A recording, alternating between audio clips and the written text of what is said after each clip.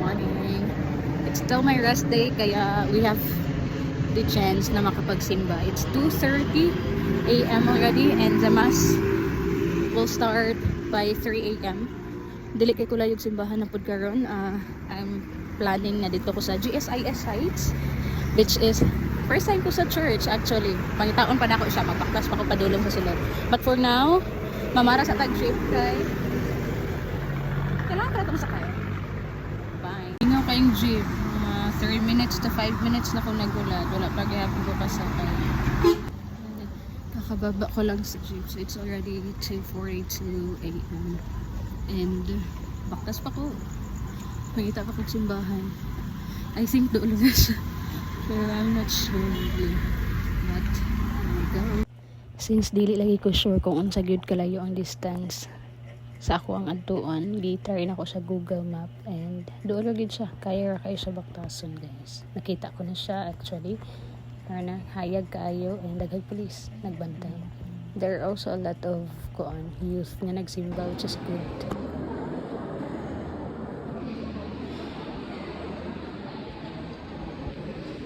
Hey guys, the mass has been offered. It's already 4 a.m.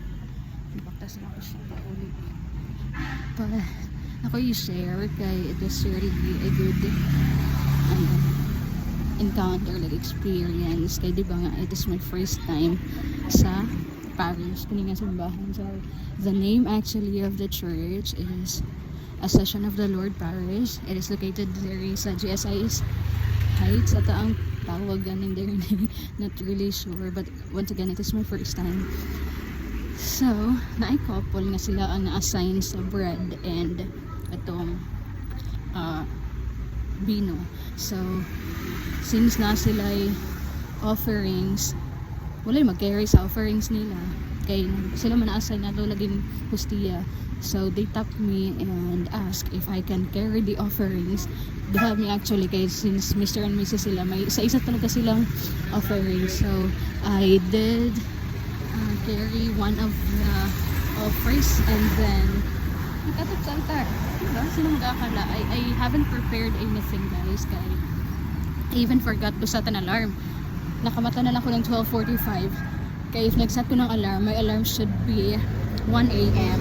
where I have 2 hours preparation or at least 1.5 hours prior sa mass. Pwede ko malate. Kaya di ko ganahan malate ng simba. And then what happened? It's really amazing. It's worth to share. And thank you kay Lord God. Siya talaga ang plan ani. Then na-overshare na. Hi, so it's already 4:23 a.m. And 20 minutes na akong nagbaktas from church and almost na ako sa balay. I mean, dapat na ako sa amo ang boarding house. I decided na magbaktas na lang ko pa uli ang boarding house since it's not that far man. Pero 20 minutes na akong nagbaktas. Hapit na ako sa balay girl. I decided na magsakay karon kay magbaktas karon kay nagsakay magpagay na padulong dito sa church since nag-aapas po ko sa time to make sure nga dili ko malate. So magtabok na lang ko pero dili ko katabok kay daghan pagsakyanan kaagi. I will just wait. So since rest day pa man, and as promised, if rest day ko, mag-adto ko ng church. Kaya if dili na ako rest day ko kasimba, kay 9 p.m. to 6 a.m. Ako ang schedule. And then, I always love the idea of going to different churches. Good nga kanang, especially if first time ko sa simbahan. Ganahan kay ko. So, nag-adto ko sa GSIS na parish. Nahisgutan lang siya ni Ate Joy last day. Katong pag-uli na ko gikan pud sa mas kagahapon. Hisgutan lang siya ni Ate Joy nga nato siya kauban sa work agent nga nag-serve dito.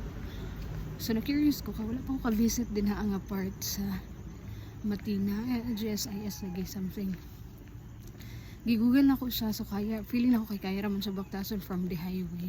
So mo akong gibuhat nagnaong lang ko sa may 7-Eleven. Unahan lang dito sa ombudsman office. Sa nasa mabot akong storya. So hinay na ko tingog na ako sa balay. Wait lang.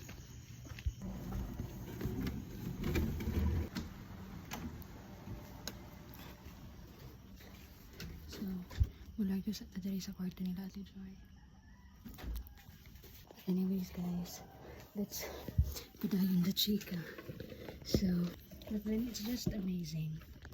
Okay, it came na parang wala talaga nagka-prepare and all. Wala gani ko halad, like buhin halad. Ano lang, kanang amount lang na gamay. Tapos, first time na ako sa church. Plus, naging ano pa talaga. Nakaato pa ako ng altar to offer the gift, diba? It was not gikan sa ako personally, but still there is something to be grateful for. So mauto siya akong i-share. Mauto akong first simba ato nga church, and I had that experience. So I just thought, why not I record so I can go back to this anytime soon. So thank you, Lord.